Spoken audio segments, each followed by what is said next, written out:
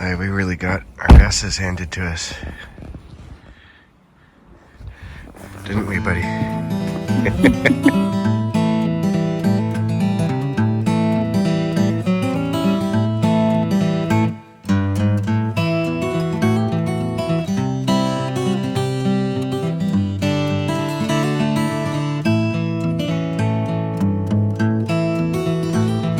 Get away from me! I want to kill you.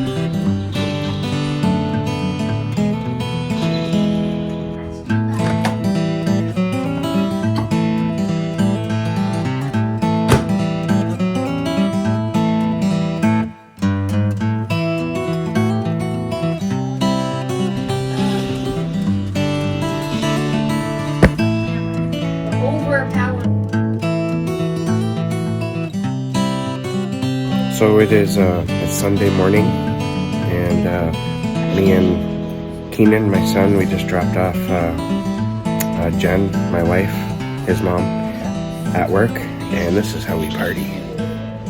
Keenan is he's playing video games, and I am going to read a couple of short stories. And I thought it would be fun to take you guys along with me. Lately, with my new job, I've been able to listen to a lot more podcasts. And one of them that I've been listening to is called Kingcast. And it's very fun. Very fun podcast, especially if you're into Stephen King. I highly recommend it if you haven't listened to it. But on their show, they talk a lot about, obviously Stephen King, but they talk about his short stories a lot. And one of the short stories they talk about is Crouch End. And they also bring up the Night Flier a lot. Both of those are favorites of mine, so I thought I would reread those today and just give my thoughts. It's been a long time since I've read either of them, and when they were talking about Crouch End in one of their episodes, I didn't remember it as much as I thought I had remember it, so I'm going to read that one first and revive my memory as to, what this story is about. And of course, because I want to read, the dogs start wrestling. You guys wrestling?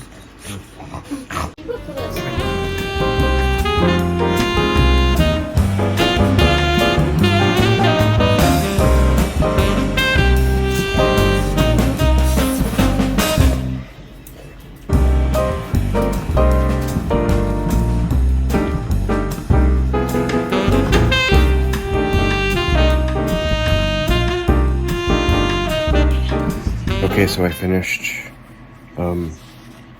Crouch End, and I remembered it a lot more than I thought I did.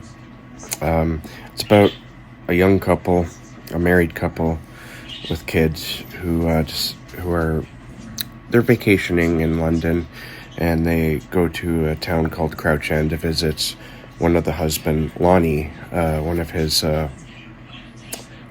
business associates.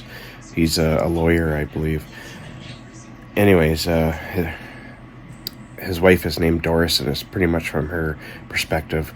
The story starts with her running into the police station saying that you need to find my husband, he's missing. And they were like, well, where were you when it happened? She's like, I don't know. And the reason why she doesn't know is because there's an area of Crouch End that has a thin place between dimensions, and this couple get kind of lost in between dimensions where there's some monsters lurking around, and the husband pretty much gets lost in there. Doris makes it back out though, but it's a really fun story. It's very Lovecraftian. In fact, the story even sets up Lovecraft. It pretty much tells you this is where we're going, folks. And there's a couple of paragraphs here I wanted to read to just show you how King sets it up so that you know what you're getting into. It's the two cops talking just after the Doris left. The two cops, an older cop who's close to retirement age, and he's explaining Crouch End to the town they're at to the younger guy, and Vedder is the older police officer, and Farnham is the younger one. Sometimes, Vedder said, stealing another of Farnham's silk cuts. I wonder about dimensions. Dimensions? Yes, my good old son, dimensions. Science fiction writers are always on about dimensions, aren't they? Ever read science fiction, Farnham? No, Farnham said. He had decided this was some sort of elaborate leg pull. What about Lovecraft? Ever read anything by him? Never heard of him, Farnham said. The last fiction he read for pleasure, in fact, had been a small Victorian era pastiche called Two Gentlemen in Silk Knickers. Well, this fellow Lovecraft was always writing about dimensions, Vedder said, producing his box of railway matches. Dimensions close to ours, full of these immortal monsters that would drive a man mad at one look. Frightful rubbish, of course, except whenever one of these people straggles in, I wonder if all of it was rubbish. I think to myself then, when it's quiet and late at night like now, that our whole world, everything we think of as a nice and normal and sane, might be like a big leather ball filled with air, only in some places the leather scuffed almost down to nothing, places where the barriers are thinner. Do you get me? Yes, Farnham said, and thought, maybe you ought to give me a kiss, Vedder. I always fancy a kiss when I'm getting doodle pulled. I just found that an interesting way of introducing the story and what we're getting into with a Lovecraftian sort of tale. Alright, now it's time for some Night Flier. Here's a quote from the movie, a line in the Night Flier that made it and became somewhat of a theme in the movie. Just never believe what you publish, and never publish what you believe. I find that interesting. That line pretty much directly made it into the movie.